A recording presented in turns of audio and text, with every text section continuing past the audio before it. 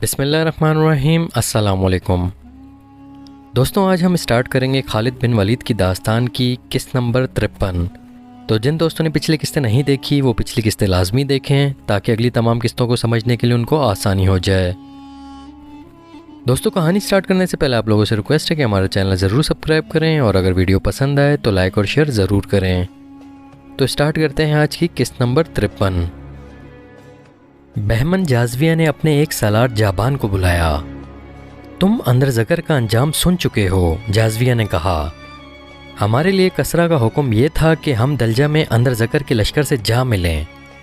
अब वो सूरत ख़त्म हो गई है। क्या तुमने सोचा है कि अब हमें क्या करना चाहिए? हम और कुछ भी करें, जाबान ने कहा, हमें भागना नहीं चाहिए। लेकिन जाबान, जाज़विया ने कहा, हमें अब कोई कार्रवाई अंधाधुंध भी नहीं करनी चाहिए। मुसलमान हमें तीसरी बार शिकस्त दे चुके हैं। क्या तुमने महसूस नहीं किया कि वो वक्त गुजर गया है जब हम मदीना के लश्कर को सहराई लुटेरे और बद्दू कहा करते थे? अब हमें सोच समझकर आगे बढ़ना होगा। हमारी इन तीनों शिकस्तों की वजह सिर्फ ये मालूम होती है कि हमारा जो भी सालार मदीने वालों से टक्कर लेने गया वो इस अंदाज से गया जैसे वो चंद एक सहराई कज़ाकों की सरकूबी के लिए जा रहा हो। जाबान ने कहा, जो भी गया वो दुश्मन को हकीर और कमज़ोर जान कर गया। हमारी आंखें पहली शिकस्त में ही खुल जानी चाहिए थीं, लेकिन ऐसा ना हुआ। आपने भी तो कुछ सोचा होगा। सबसे पहली सोच तो मुझे ये परेशान कर रही है, जाज़विया ने कहा, कि कसरा अर्धशेर बीमार पड़ा है। मैं जानता हूँ इसे पहली 2 शिकस्तों के सदमे ने बिस्तर पर डाल दिया है। एक और शिकस्त की खबर इसे ले डूबेगी। ये भी हो सकता है कि इस शिकस्त की खबर पहुँचाने वाले को वो कत्ल ही करा दे। लेकिन जाज़विया, जाबान ने कहा, हम कसरा की खुशनुदी के लिए नहीं लड़ रहे, हमें ज़रतशत की अज़मत और आन की खातिर लड़ना है। मैं तुमसे एक मशवरा लेना चाहता हूँ जाबान, जाज़विया ने कहा। तुम देख रहे हो कि कसरा ने हमें जो हुक्म दिया था वो बेमकसद हो चुका है। मैं मदाइन चला जाता हूँ, कसरा से नया हुक्म लूँगा। इसके साथ कुछ और बातें भी करना चाहता हूँ। इसे भी ये कहने की आदत हो गई है कि जाओ और मुसलमानों को कुचल डालो। इसे अभी तक किसी ने बताया नहीं कि जंगी ताकत सिर्फ हमारे पास नहीं। मैंने मान लिया है कि लड़ने की जितनी अहलियत और जितना जज्बा मुसलमानों में है हमारे यहाँ नहीं है। जाबान, ताकत के घमंड से किसी को शिकस्त नहीं दी जा सकती। मैं भी इसी को बेहतर समझूंगा, जाबान ने कहा। आप कूच को रोक दें और मदाइन चले जाएं। कूच रोक दो, जाज़विया ने हुक्म के लहजे में कहा। लश्कर को यहीं खैमज़न कर दो। मेरी वापसी तक तुम लश्कर के सलार होगे। अगर आपकी गैरहाज़री में मुसलमान यहाँ तक पहुँच गए या इनसे आमना सामना हो गया तो मेरे लिए आपका क्या हुक्म है? जाबान ने पूछा, क्या मैं इनसे लड़ूं या आपके आने तक जंग शुरू ना करूं? तुम्हारी कोशिश ये होनी चाहिए कि मेरी वापसी तक तसादुम ना हो, जाज़विया ने कहा। आतिश परस्तों के लश्कर का कूच रोक कर इसे वहीं खैमाजन कर दिया गया और बहमन जाज़विया अपने मुहाफ़िज़ दस्ते के चंद एक घोड़सवारों को साथ लेकर मदाइन को रवाना हो गया। बकर बिन वाइल की बस्तियों में एक तरफ गरिया वजारी थी और दूसरी तरफ जोश व खरोश और जज्बा इंतकाम की ललकार। इस ईसाई कबीले के वो हज़ारों आदमी जो ललकारते और नारे लगाते हुए आतिश परस्त लश्कर के साथ मुसलमानों को फ़ारस की सरहद से निकालने गए थे, वो मैदान जंग से भागकर अपनी बस्तियों को चले गए थे। ये वो थे जो जिंदा निकल गए थे। इनके कई साथी मारे गए थे। इनमें बाज़ ज़ख्मी थे जो अपने आप को घसीटते आ रहे थे मगर रास्ते में मर गए थे। ये ईसाई जब सर झुकाए हुए अपनी बस्तियों में पहुंचने लगे तो घर घर से औरतें, बच्चे और बूढ़े निकल गए। इन शिकस्त खुर्दा टोलियों में औरतें अपने बेटों, भाइयों और खावंदों को ढूंढने लगीं। बच्चे अपने बापों को देखते फिर रहे थे। इन्हें पहला सदमा तो ये हुआ कि वो पिट कर लौटे थे। फिर सदमा ये हुआ कि इनके अजीज़ वापस नहीं आए। बस्तियों में औरतों की आह व फगान सुनाई देने लगी। वो ऊंची आवाज़ से रोती थीं। फिर तुम जिंदा क्यों आ गए हो? एक औरत ने शिकस्त खाकर आने वाले से चिल्लाकर कहा। तुम इनके खून का बदला लेने के लिए वहीं क्यों नहीं रहे? ये आवाज़ कई औरतों की आवाज़ बन गई। फिर औरतों की यही ललकार सुनाई देने लगी, तुमने बकर बिन वाइल का नाम डबो दिया है। تم نے ان مسلمانوں سے شکست کھائی ہے جو اسی قبیلے کے ہیں، جاؤ اور شکست کا انتقام لو، مسنع بن حارثہ کا سر کاٹ کر لاؤ، جس نے ایک ہی قبیلے کو 2 دھڑوں میں کاٹ دیا ہے۔ مسنع بن حارثہ اسی قبیلے کا ایک سردار تھا۔ اس نے کچھ عرصے پہلے اسلام قبول کر لیا تھا اور اس کے زیر اثر اس قبیلے کے ہزاروں لوگ مسلمان ہو گئے تھے۔ ان مسلمانوں سے کئی خالد رضی اللہ تعالیٰ عنہ کی فوج میں شامل ہو گئے تھے۔ اسی طرح ایک ہی قبیلے کے لوگ ایک دوسرے کے خلاف صف آرا ہو گئے تھے۔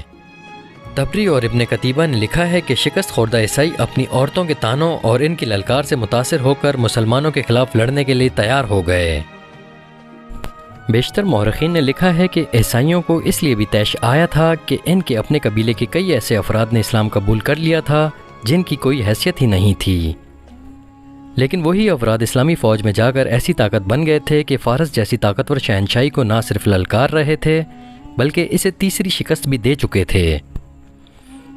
اب ان لوگوں کو اپنے مذہب میں واپس لانا بہت مشکل ہے۔ بکر بن وائل کے ایک سردار عبد الاسود اجلی نے کہا، ان کا ایک ہی علاج ہے کہ انہیں قتل کر دیا جائے۔ عبد الاسود بنو اجلان کا سردار تھا، یہ بھی بکر بن وائل کی شاخ تھی، اس لیے وہ اجلی کہلاتا تھا، مانا ہوا جنگجو عیسائی تھا۔ کیا تم مسلمانوں کے قتل کو آسان سمجھتے ہو؟ ایک بوڑھے عیسائی نے کہا، میدان جنگ میں تم انہیں پیٹھ دکھا کر آئے ہو۔ میں ایک مشورہ دیتا ہوں، اس قبیلے کے ایک اور بڑے نے کہا، ہمارے ساتھ جو مسلمان رہتے ہیں انہیں ختم کر دیا جائے۔ پہلے انہیں کہا جائے کہ عیسائیت میں واپس آ جائیں، اگر انکار کریں تو انہیں خفیہ طریقوں سے قتل کیا جائے۔ نہیں، عبد الاسود نے کہا، کیا تم بھول گئے ہو کہ ہمارے قبیلے کے ان مسلمانوں نے خفیہ کارروائیوں سے فارس کی شہنشاہی میں کیسی تباہی مچائی تھی؟ انہوں نے کتنی دلیری سے فارس کی فوجی چوکیوں پر حملے کیے تھے۔ انہوں نے کسرا کی رعایا ہو کر کسرا کی فوج کے کئی کمانداروں کو قتل کر دیا تھا۔ اگر تم نے یہاں کسی ایک مسلمان کو خفیہ طریقے سے قتل کیا تو مسنع بن حارثہ کا گروہ خفیہ طریقوں سے تمہارے بچوں کو قتل کر جائے گا اور تمہارے گھروں کو آگ لگا دے گا۔ ان میں سے کوئی بھی تمہارے ہاتھ نہیں آئے گا۔ پھر ہم انتقام کس طرح لیں گے؟ ایک نے پوچھا۔ تمہارے لیے تو انتقام بہت ہی ضروری ہے، کیونکہ تمہارے 2 جوان بیٹے دلجہ کی لڑائی میں مسلمانوں کے ہاتھوں مارے گئے ہیں۔ شہنشاہ فارس اور مسلمانوں کی اپنی جنگ ہے۔ عبد الاسود نے کہا، ہم اپنی جنگ لڑیں گے، لیکن فارس کی فوج کی مدد کے بغیر شاید ہم مسلمانوں کو شکست نہیں دے سکیں گے۔ اگر تم لوگ مجھے اجازت دو تو میں مدائن جا کر شہنشاہ فارس سے ملوں گا۔ مجھے پوری امید ہے کہ وہ ہمیں مدد دے گا۔ اگر اس نے مدد نہ دی تو ہم اپنی فوج بنا کر لڑیں گے۔ تم ٹھیک کہتے ہو، مجھے مسلمانوں سے اپنے 2 بیٹوں کے خون کا حساب چکانا ہے۔ عیسائیوں کے سرداروں نے اسی وقت فیصلہ کر لیا کہ جس قدر لوگ مسلمانوں کے خلاف لڑنے کے لیے تیار ہو سکیں وہ دریائے فرات کے کنارے الیس کے مقام پر اکٹھے ہو جائیں، اور ان کا سردار اعلیٰ عبد الاسود اجلی ہوگا۔ قبیلہ بکر بن وائل اور اس کے ذیلی قبیلوں کے جذبات بھڑکے ہوئے تھے، ان کے زخم تازہ تھے۔ مسلمانوں کے ہاتھوں ہلاک ہونے والوں کے گھروں میں ماتم ہو رہا تھا۔ ان حالات اور اس جذباتی کیفیت میں نوجوان بھی اور بوڑھے بھی جو اپنے آپ کو لڑنے کے قابل سمجھتے تھے لڑنے کے لیے نکل آئے۔ یہ لوگ اس قدر بھڑکے ہوئے تھے کہ جوان لڑکیاں بھی مردوں کے دوش بدوش لڑنے کے لیے تیار ہو گئیں۔ عراقی عیسائیوں کے عزائم، جنگی تیاریاں اور اولیس کے مقام پر ان کا ایک فوج کی صورت میں اجتماع خالد رضی اللہ تعالیٰ عنہ سے پوشیدہ نہیں تھا۔ خالد رضی اللہ تعالیٰ عنہ کی فوج وہاں سے دور تھی، لیکن انہیں دشمن کی ہر نقل و حرکت کی اطلاع مل رہی تھی۔ ان کے جاسوس ہر طرف پھیلے ہوئے تھے۔ عیسائیوں کے علاقے میں عرب کے مسلمان بھی رہتے تھے۔ ان کی ہمدردیاں مدینہ کے مسلمانوں کے ساتھ تھیں۔ مسلمانوں کی فتوحات کو دیکھ کر انہیں آتش پرستوں سے آزادی اور دہشت گردی سے نجات بڑی صاف نظر آنے لگی تھی۔ وہ دل و جان سے مسلمانوں کے ساتھ تھے۔ وہ کسی کے حکم کے بغیر خالد رضی اللہ تعالیٰ عنہ کے لیے جاسوسی کر رہے تھے۔ خالد رضی اللہ تعالیٰ عنہ کے لشکر کے حوصلے بلند تھے۔ اتنی بڑی جنگی طاقت پر مسلسل 3 فتوحات نے اور بے شمار مال غنیمت نے اور اسلامی جذبے نے ان کے حوصلوں کو تر و تازہ رکھا ہوا تھا۔ لیکن خالد رضی اللہ تعالیٰ عنہ جانتے تھے کہ ان کے مجاہدین کی جسمانی حالت ٹھیک نہیں۔ مجاہدین کے لشکر کو آرام ملا ہی نہیں تھا۔ وہ کوچ اور پیش قدمی کی حالت میں رہے یا میدان جنگ میں لڑتے رہے تھے۔ انہیں مکمل آرام کرنے دو، خالد رضی اللہ تعالیٰ عنہ اپنے سالاروں سے کہہ رہے تھے۔ ان کی ہڈیاں بھی دکھ رہی ہوں گی۔ جتنے بھی دن ممکن ہو سکا میں انہیں آرام کی حالت میں رکھوں گا، اور ان دستوں کو بھی یہیں بلا لو جنہیں ہم دجلہ کے کنارے دشمن پر نظر رکھنے کے لیے چھوڑ آئے تھے۔ تم میں مجھے مصعب بن حارثہ نظر نہیں آ رہا۔ وہ گزشتہ رات سے نظر نہیں آیا، ایک سالار نے جواب دیا۔ ایک گھوڑے کے ٹاپ سنائی دیے جو قریب آ رہے تھے۔ گھوڑا خالد رضی اللہ تعالیٰ عنہ کے خیمے کے قریب آ کر رکا۔ مصعب بن حارثہ آیا ہے، کسی نے خالد رضی اللہ تعالیٰ عنہ کو بتایا۔ مصعب گھوڑے سے کود کر اترا اور دوڑتا ہوا خالد رضی اللہ تعالیٰ عنہ کے خیمے میں داخل ہوا۔ تجھ پر اللہ کی رحمت ہو ولید کے بیٹے، مصعب بن حارثہ نے پرجوش آواز میں کہا، اور بیٹھنے کے بجائے خیمے میں ٹہلنے لگا۔ خدا کی قسم ابن حارثہ، خالد رضی اللہ تعالیٰ عنہ نے مسکراتے ہوئے کہا، تیری چال ڈھال اور تیرا جوش بتا رہا ہے کہ تجھے کہیں سے خزانہ مل گیا ہے۔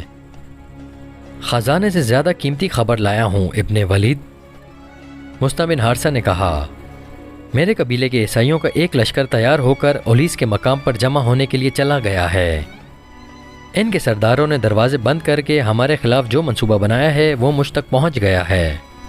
کیا یہی خبر لانے کے لیے تو رات سے کسی کو نظر نہیں آیا؟ خالد رضی اللہ تعالیٰ عنہ نے پوچھا۔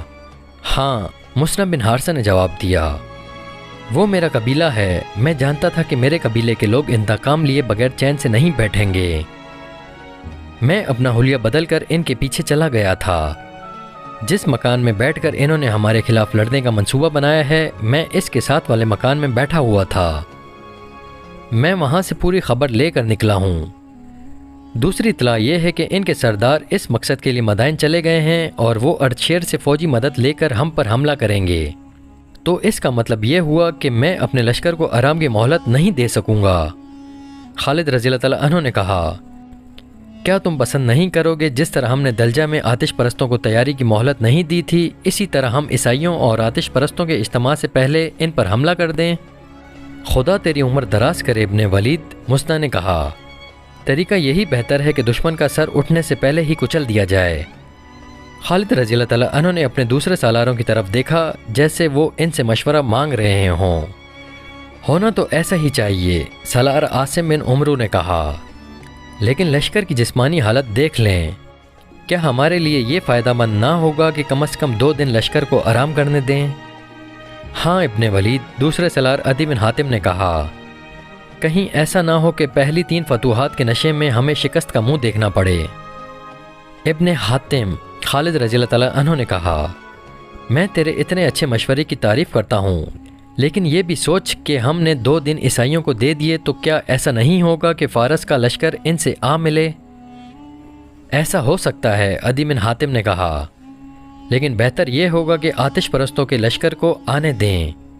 یوں بھی ہو سکتا ہے کہ ہم بکر بن وائل کے عیسائیوں سے الجھے ہوں اور آتش پرست عقب سے ہم پر آ پڑیں۔ جس کو ہمارے خلاف لڑنا ہے اسے اس میدان میں آنے دیں جہاں وہ لڑنا چاہتے ہیں۔ ابن ولید، مصعب بن حارثہ نے کہا، کیا تو مجھے اجازت نہیں دے گا کہ عیسائیوں پر حملے کی پہل میں کروں؟ تو نے ایسا کیوں سوچا ہے؟ خالد رضی اللہ تعالیٰ عنہ نے پوچھا۔ اس لیے کہ جتنا انہیں میں جانتا ہوں اتنا کوئی اور نہیں جانتا، مصعب بن حارثہ نے کہا، اور میں اس لیے بھی سب سے آگے ہو کر ان پر حملہ کرنا چاہتا ہوں کہ ان کے منصوبے میں یہ بھی شامل ہے کہ ان کے قبیلے کے جن لوگوں نے اسلام قبول کر لیا ہے انہیں قتل کر دیا جائے۔ میں انہیں کہوں گا کہ دیکھو کون کسے قتل کر رہا ہے۔ اس وقت ہماری نفری کتنی ہے؟ خالد رضی اللہ تعالیٰ عنہ نے پوچھا۔ 18,000 سے کچھ زیادہ ہی ہوگی، ایک سالار نے جواب دیا۔ جب ہم فارس کی سرحد میں داخل ہوئے تھے تو ہماری نفری 18,000 تھی، خالد رضی اللہ تعالیٰ عنہ نے کہا۔ اس علاقے کے مسلمانوں نے میری نفری کم نہیں ہونے دی۔ مورخوں نے لکھا ہے کہ ان 3 جنگوں میں بہت سے مسلمان شہید اور شدید زخمی ہوئے تھے۔ بعد نے لکھا ہے کہ نفری تقریباً آدھی رہ گئی تھی، لیکن مصعب بن حارثہ کے قبیلے نے نفری کی کمی پوری کر دی تھی۔ آتش پرستوں کا سالار بہمن جازیہ اردشیر سے نیا حکم لینے مدائن پہنچ چکا تھا، لیکن شاہی طبیب نے اسے روک لیا۔ اگر کوئی اچھی خبر لائے ہو تو اندر چلے جاؤ، طبیب نے کہا۔ اگر خبر اچھی نہیں تو میں تمہیں اندر جانے کی اجازت نہیں دے سکتا۔ خبر اچھی نہیں، جازیہ نے کہا، ہماری فوج تیسری بار شکست کھا چکی ہے۔ اندر زگر ایسا بھاگا ہے کہ لاپتہ ہو گیا ہے۔ جازیہ، طبیب نے کہا، اردشیر کے لیے اس سے زیادہ بری خبر اور کوئی نہیں ہو سکتی۔ اندر زگر کو تو کسرا اردشیر اپنی جنگی طاقت کا سب سے زیادہ مضبوط ستون سمجھتا تھا۔ جب سے یہ سالار گیا ہے شہنشاہ دن میں کئی بار پوچھتا رہا کہ اندر زگر مسلمانوں کو فارس کی سرحد سے نکال کر واپس آیا ہے یا نہیں۔ تھوڑی دیر پہلے بھی اس نے پوچھا تھا۔ محترم طبیب، جازویہ نے کہا، کیا ہم ایک حقیقت کو چھپا کر غلطی نہیں کر رہے؟ کسرا کو کسی نہ کسی دن تو پتہ چل ہی جائے گا۔ جازویہ، طبیب نے کہا، میں تمہیں خبردار کرتا ہوں کہ اگر تم نے یہ خبر شہنشاہ کو سنائی تو اس کا خون تمہاری گردن پر ہوگا۔ جازویہ وہیں سے لوٹ گیا، لیکن اپنے لشکر کے پاس جانے کے بجائے اس خیال سے مدائن میں رکا رہا کہ اردشیر کی صحت ذرا بہتر ہوگی تو وہ اسے خود شکست کی خبر سنائے گا اور اس کے ساتھ وعدہ کرے گا کہ وہ مسلمانوں سے تینوں شکستوں کا انتقام لے گا۔ اس روز یا ایک دو روز بعد عیسائیوں کا ایک وفد اردشیر کے پاس پہنچ گیا۔ اس کا طبیب اور شاہی خاندان کا کوئی بھی فرد قبل از وقت نہ جان سکا کہ یہ وفد کس مقصد کے لیے آیا ہے۔ اردشیر کو چونکہ معلوم تھا کہ عیسائیوں نے اس لشکر میں شامل ہو کر مسلمانوں کے خلاف جنگ لڑی ہے، اس لیے اس نے بڑی خوشی سے ان عیسائیوں کو ملاقات کی اجازت دے دی۔ اس وفد نے اردشیر کو پہلی خبر یہ سنائی کہ سالار اندر زگر شکست کھا گیا ہے۔ اندر زگر شکست نہیں کھا سکتا، اردشیر نے ایک جھٹکے سے اٹھ کر بیٹھتے ہوئے کہا، کیا تم لوگ مجھے یہ جھوٹی خبر سنانے آئے ہو؟ کہاں ہے اندر زگر؟ اگر اس کی شکست کی خبر صحیح ہے تو یہ بھی صحیح ہے کہ جس روز وہ مدائن میں قدم رکھے گا وہ اس کی زندگی کا آخری روز ہوگا۔ ہم جھوٹی خبر سنانے نہیں آئے، وفد کے سربراہ نے کہا، ہم آپ کی اس تیسری شکست کو فتح میں بدلنے کا عہد لے کر آئے ہیں، لیکن آپ کی مدد کے بغیر ہم کامیاب نہیں ہو سکتے۔ اردشیر کچھ دیر چپ چاپ خلا میں گھورتا رہا۔ اس کی بیماری بڑھتی جا رہی تھی، وہ بہت کمزور ہو چکا تھا، دواؤں کا اس پر الٹا اثر ہو رہا تھا۔ اب تیسری شکست کی خبر نے رہی صحیح کسر بھی پوری کر دی۔ اس کا طبیب اس کے پاس کھڑا تھا۔ کسرا کو اس وقت آرام کی ضرورت ہے، طبیب نے کہا۔ معزز مہمان اس وقت چلے جائیں تو کسرا کے لیے بہتر ہوگا۔ عیسائیوں کا وفد اٹھ کھڑا ہوا۔ ٹھہرو، اردشیر نے نحیف آواز میں کہا، تم لوگوں نے شکست کو فتح میں بدلنے کی بات کی تھی، تم کیا چاہتے ہو؟ اپنے کچھ دستے جن میں سوار زیادہ ہوں ہمیں دے دیں۔ وفد کے سردار نے کہا، ہمارا پورا قبیلہ اولیس پہنچ چکا ہے، جو مانگو گے دوں گا۔ اردشیر نے کہا، بہمن جازویہ کے پاس چلے جاؤ اور اس کا لشکر اپنے ساتھ لے لو، جازویہ دلجہ کے قریب کہیں ہوگا۔ بہمن جازویہ مدائن میں ہیں، کسی نے اردشیر کو بتایا۔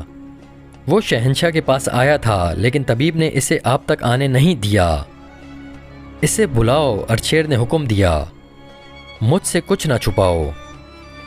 جب جازویہ اردشیر کو بتا رہا تھا کہ اسے میدان جنگ تک پہنچنے کا موقع ہی نہیں ملا، اس وقت اولیس میں صورتحال کچھ اور ہو چکی تھی۔ جازویہ اپنے دوسرے سالار جابان کو لشکر دے آیا تھا اور اس نے جابان سے کہا تھا کہ وہ اس کی واپسی تک مسلمانوں سے لڑائی سے گریز کرے۔ جابان اولیس کے کہیں قریب تھا۔